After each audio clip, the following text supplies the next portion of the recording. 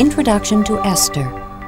The Book of Esther tells a dramatic story of intrigue, danger, and deliverance. A beautiful Jewish girl named Esther becomes queen of Persia and later risks her life on behalf of her people.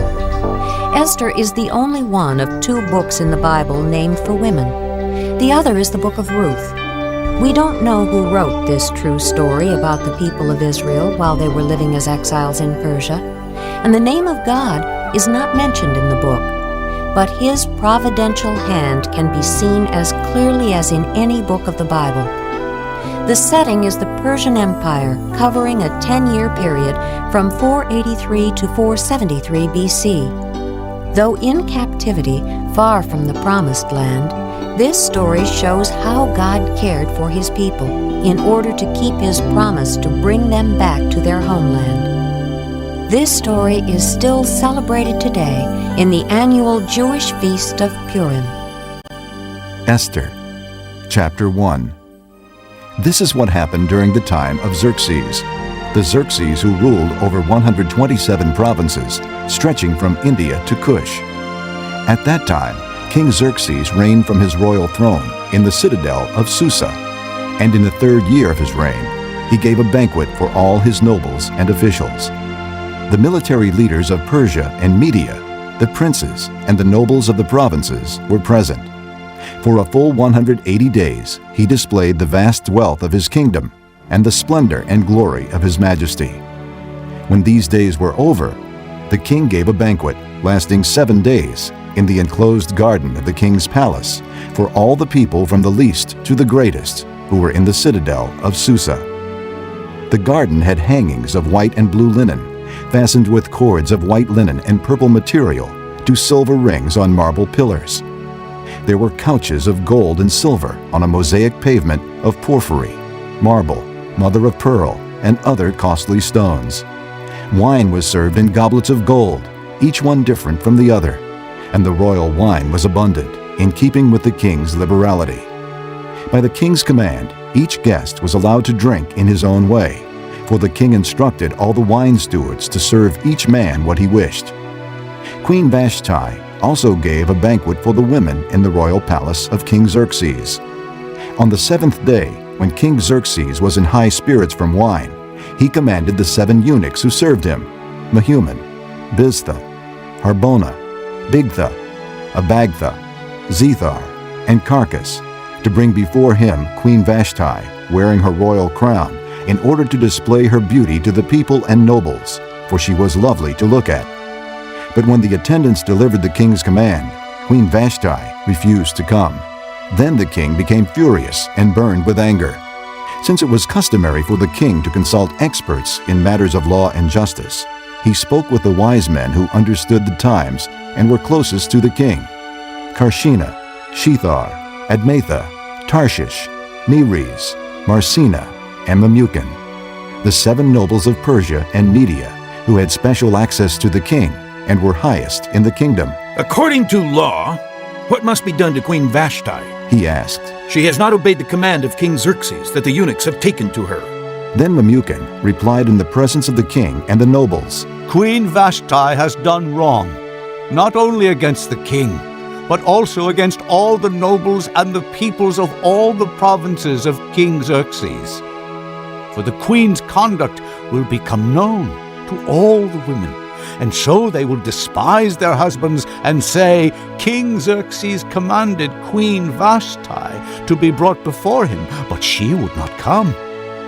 This very day, the Persian and Median women of the nobility who have heard about the queen's conduct will respond to all the king's nobles in the same way. There will be no end of disrespect and discord. Therefore, if it pleases the king, let him issue a royal decree, and let it be written in the laws of Persia and Media, which cannot be repealed, that Vashti is never again to enter the presence of King Xerxes.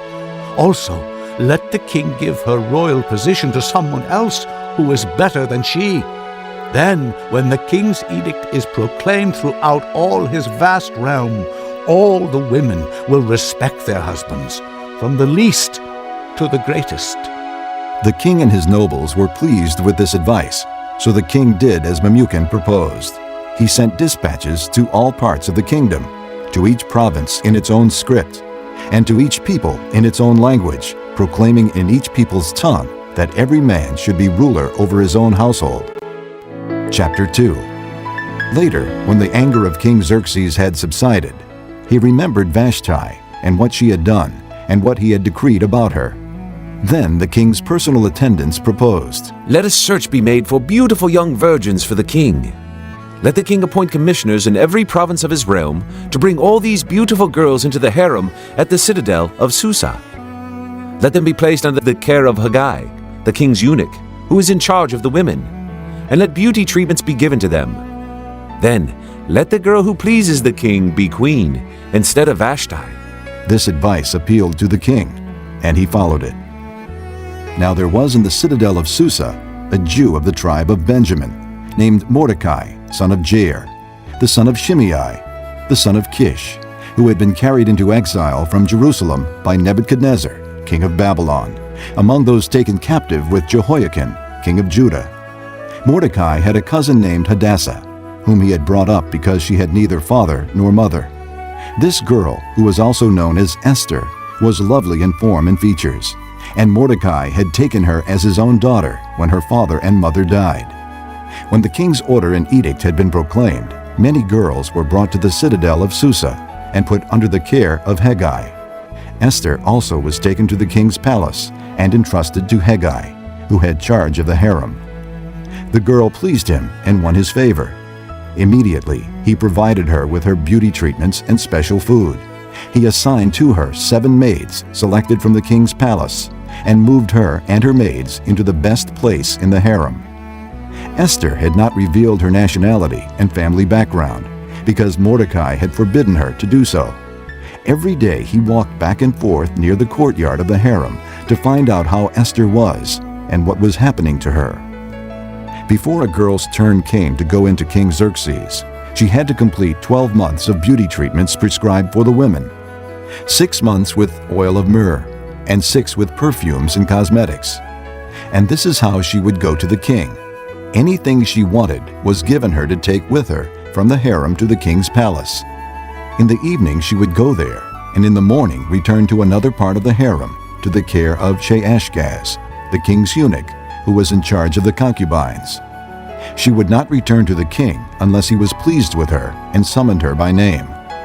When the turn came for Esther, the girl Mordecai had adopted, the daughter of his uncle Abihail, to go to the king, she asked for nothing other than what Haggai, the king's eunuch who was in charge of the harem, suggested. And Esther won the favor of everyone who saw her. She was taken to King Xerxes in the royal residence in the 10th month, the month of Tebeth, in the 7th year of his reign. Now the king was attracted to Esther more than to any of the other women, and she won his favor and approval more than any of the other virgins. So he set a royal crown on her head and made her queen instead of Vashti. And the king gave a great banquet, Esther's banquet, for all his nobles and officials. He proclaimed a holiday throughout the provinces and distributed gifts with royal liberality. When the virgins were assembled a second time, Mordecai was sitting at the king's gate. But Esther had kept secret her family background and nationality, just as Mordecai had told her to do, for she continued to follow Mordecai's instructions as she had done when he was bringing her up. During the time Mordecai was sitting at the king's gate, Bigthana and Teresh, 2 of the king's officers who guarded the doorway, became angry and conspired to assassinate King Xerxes. But Mordecai found out about the plot and told Queen Esther, who in turn reported it to the king, giving credit to Mordecai. And when the report was investigated and found to be true, the 2 officials were hanged on a gallows. All this was recorded in the book of the Annals in the presence of the king. Chapter 3. After these events, King Xerxes honored Haman, son of Hammedatha, the Agagite, elevating him and giving him a seat of honor higher than that of all the other nobles. All the royal officials at the king's gate knelt down and paid honor to Haman, for the king had commanded this concerning him. But Mordecai would not kneel down or pay him honor. Then the royal officials at the king's gate asked Mordecai, Why do you disobey the king's command? Day after day they spoke to him, but he refused to comply. Therefore they told Haman about it to see whether Mordecai's behavior would be tolerated, for he had told them he was a Jew. When Haman saw that Mordecai would not kneel down or pay him honor, he was enraged. Yet having learned who Mordecai's people were, he scorned the idea of killing only Mordecai. Instead, Haman looked for a way to destroy all Mordecai's people, the Jews, throughout the whole kingdom of Xerxes.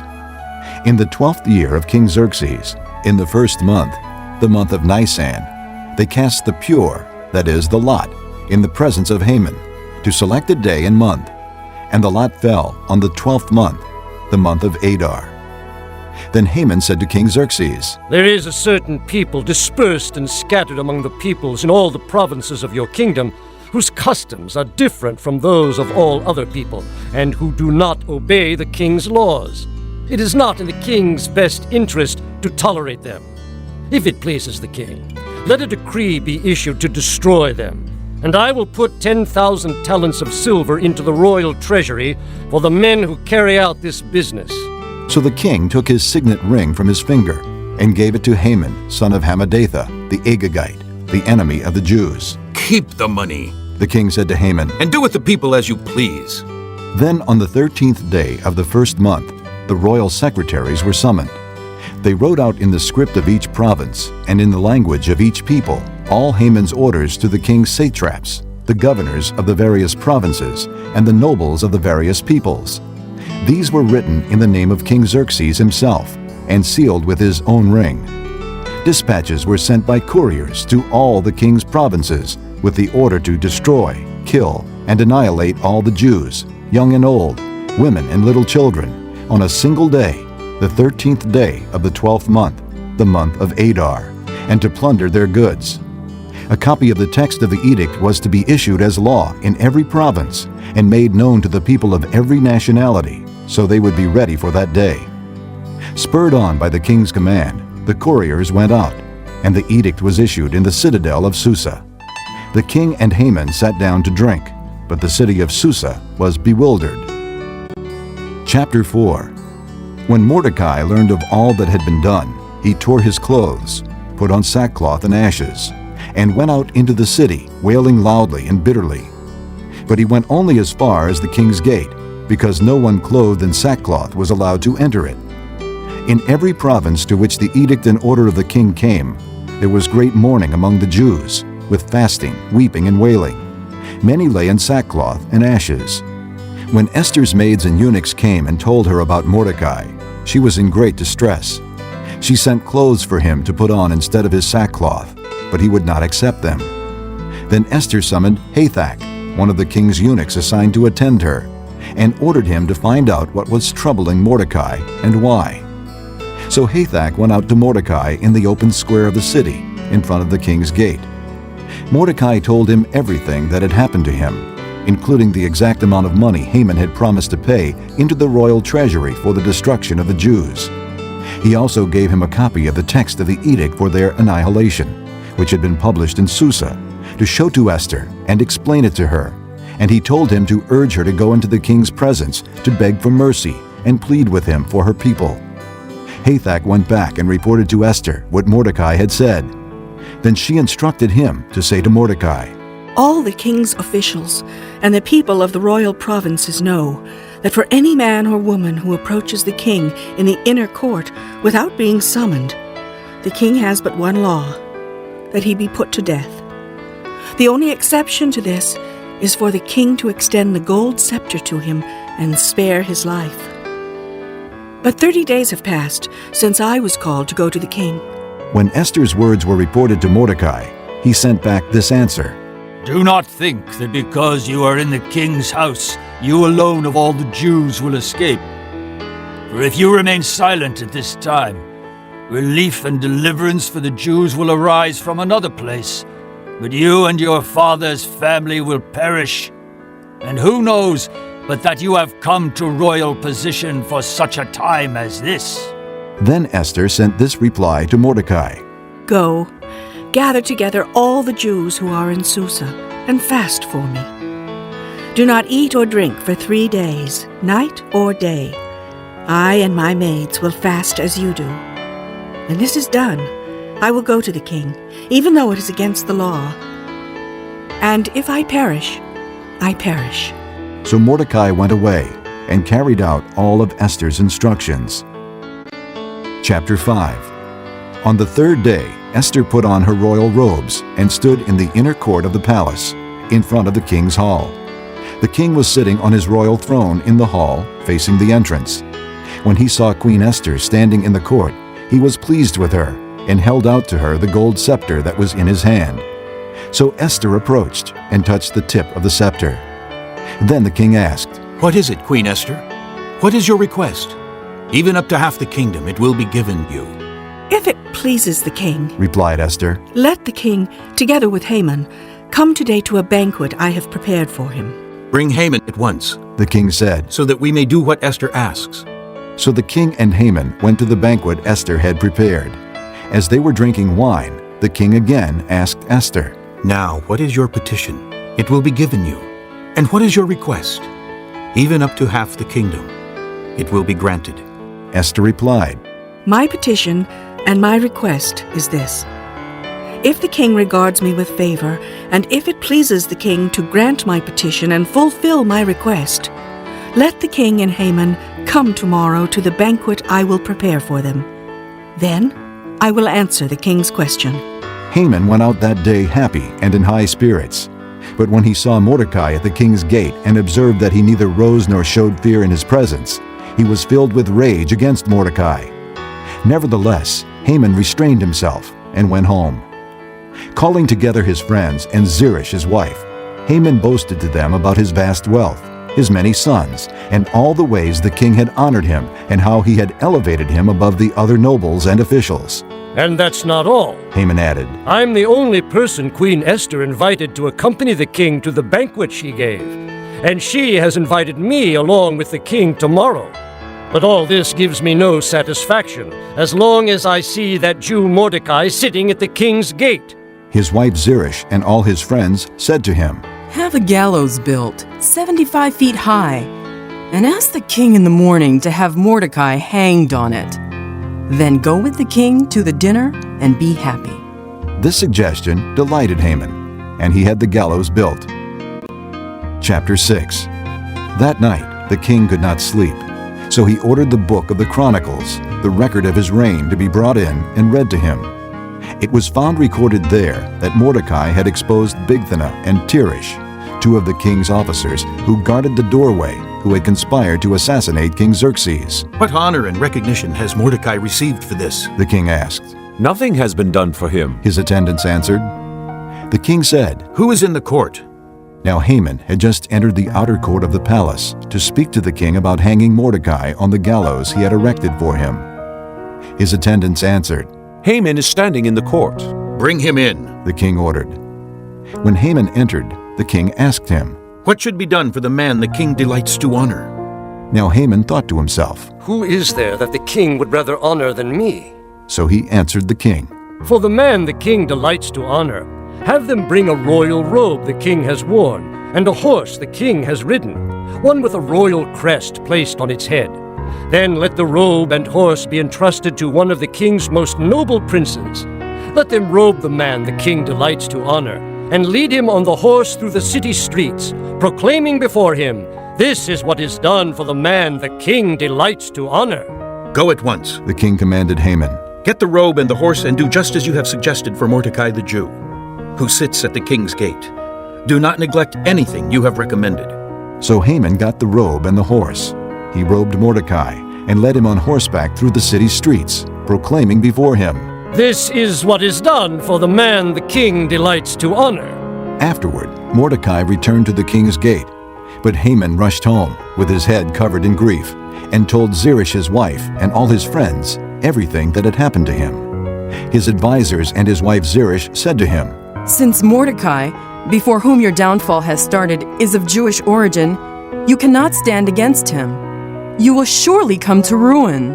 While they were still talking with him, the king's eunuchs arrived and hurried Haman away to the banquet Esther had prepared. Chapter 7. So the king and Haman went to dine with Queen Esther, And as they were drinking wine on that second day, the king again asked, Queen Esther, what is your petition? It will be given you. What is your request? Even up to half the kingdom, it will be granted. Then Queen Esther answered, If I have found favor with you, O king, and if it pleases your majesty, grant me my life. This is my petition. And spare my people. This is my request. For I and my people have been sold for destruction and slaughter and annihilation.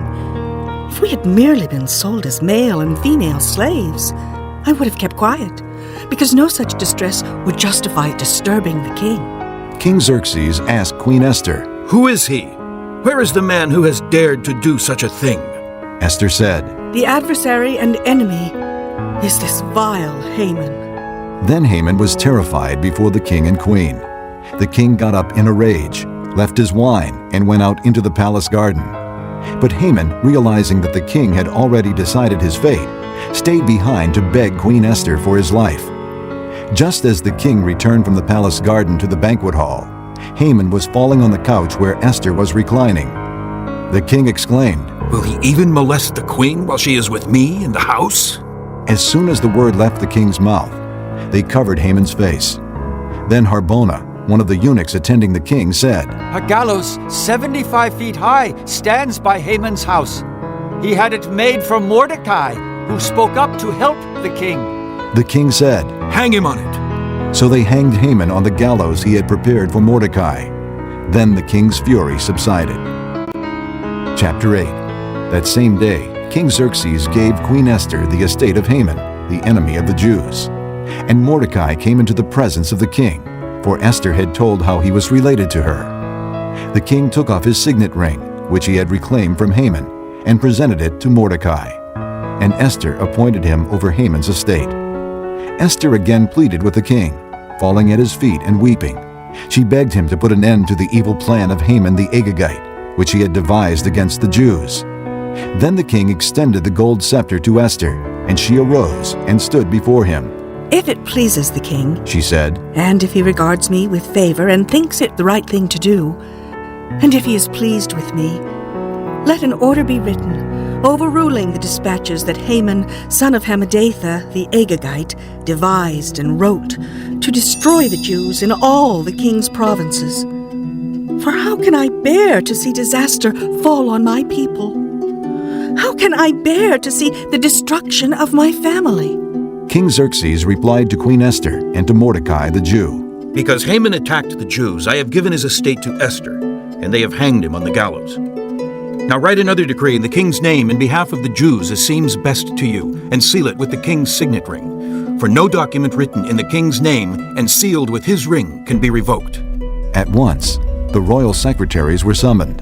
On the 23rd day of the 3rd month, the month of Sivan, they wrote out all Mordecai's orders to the Jews and to the satraps, governors, and nobles of the 127 provinces stretching from India to Cush.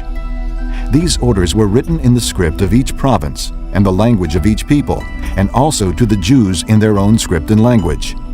Mordecai wrote in the name of King Xerxes, sealed the dispatches with the king's signet ring, and sent them by mounted couriers who rode fast horses, especially bred for the king. The king's edict granted the Jews in every city the right to assemble and protect themselves, to destroy, kill, and annihilate any armed force of any nationality or province that might attack them and their women and children, and to plunder the property of their enemies. The day appointed for the Jews to do this in all the provinces of King Xerxes was the 13th day of the 12th month, the month of Adar.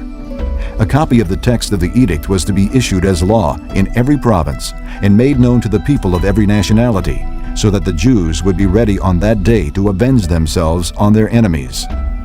The couriers, riding the royal horses, raced out, spurred on by the king's command, and the edict was also issued in the citadel of Susa.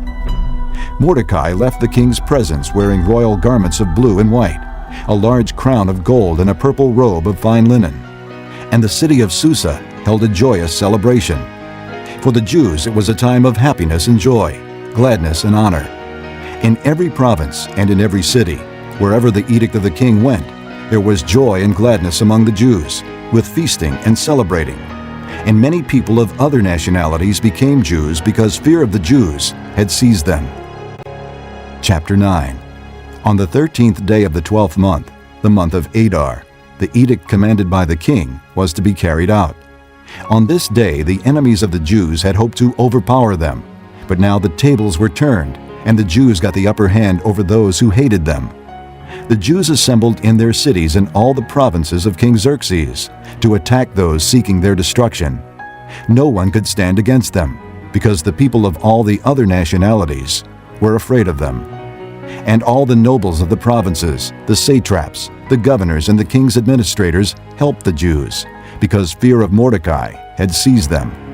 Mordecai was prominent in the palace. His reputation spread throughout the provinces, and he became more and more powerful. The Jews struck down all their enemies with the sword, killing and destroying them, and they did what they pleased to those who hated them. In the citadel of Susa, the Jews killed and destroyed 500 men.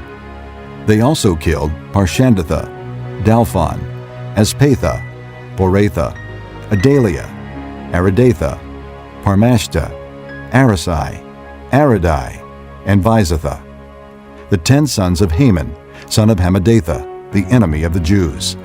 But they did not lay their hands on the plunder. The number of those slain in the citadel of Susa was reported to the king that same day. The king said to Queen Esther, The Jews have killed and destroyed 500 men and the 10 sons of Haman in the citadel of Susa. What have they done in the rest of the king's provinces? Now what is your petition? It will be given you. What is your request? It will also be granted. If it pleases the king, Esther answered, give the Jews in Susa permission to carry out this day's edict tomorrow also. And let Haman's 10 sons be hanged on gallows. So the king commanded that this be done. An edict was issued in Susa, and they hanged the 10 sons of Haman. The Jews in Susa came together on the 14th day of the month of Adar, and they put to death in Susa 300 men, but they did not lay their hands on the plunder. Meanwhile, the remainder of the Jews who were in the king's provinces also assembled to protect themselves and get relief from their enemies. They killed 75,000 of them, but did not lay their hands on the plunder. This happened on the 13th day of the month of Adar, and on the 14th they rested and made it a day of feasting and joy. The Jews in Susa, however, had assembled on the 13th and 14th, and then on the 15th they rested and made it a day of feasting and joy. That is why rural Jews, those living in villages, observe the 14th of the month of Adar as a day of joy and feasting, a day for giving presents to each other. Mordecai recorded these events, and he sent letters to all the Jews throughout the provinces of King Xerxes, near and far, to have them celebrate annually the 14th and 15th days of the month of Adar, as the time when the Jews got relief from their enemies, and as the month when their sorrow was turned into joy, and their mourning into a day of celebration. He wrote them to observe the days as days of feasting and joy, and giving presents of food to one another, and gifts to the poor. So the Jews agreed to continue the celebration they had begun, doing what Mordecai had written to them. For Haman, son of Hammedatha, the Agagite, the enemy of all the Jews, had plotted against the Jews to destroy them, and had cast the pure, that is the lot, for their ruin and destruction. But when the plot came to the king's attention, he issued written orders that the evil scheme Haman had devised against the Jews should come back onto his own head, and that he and his sons should be hanged on the gallows. Therefore these days were called Purim, from the word pure. Because of everything written in this letter, and because of what they had seen and what had happened to them, the Jews took it upon themselves to establish the custom that they and their descendants, and all who joined them, should without fail observe these 2 days every year, in the way prescribed and at the time appointed. These days should be remembered and observed in every generation by every family, and in every province, and in every city. And these days of Purim should never cease to be celebrated by the Jews, nor should the memory of them die out among their descendants. So Queen Esther, daughter of Abihail, along with Mordecai the Jew, wrote with full authority to confirm this second letter concerning Purim. And Mordecai sent letters to all the Jews in the 127 provinces of the kingdom of Xerxes, words of goodwill and assurance, to establish these days of Purim at their designated times, as Mordecai the Jew and Queen Esther had decreed for them, and as they had established for themselves and their descendants in regard to their times of fasting and lamentation. Esther's decree confirmed these regulations about Purim, and it was written down in the records. Chapter 10. King Xerxes imposed tribute throughout the empire, to its distant shores, and all his acts of power and might, together with a full account of the greatness of Mordecai, to which the king had raised him. Are they not written in the book of the annals of the kings of Media and Persia? Mordecai the Jew was second in rank to King Xerxes, preeminent among the Jews, and held in high esteem by his many fellow Jews, because he worked for the good of his people and spoke up for the welfare of all the Jews.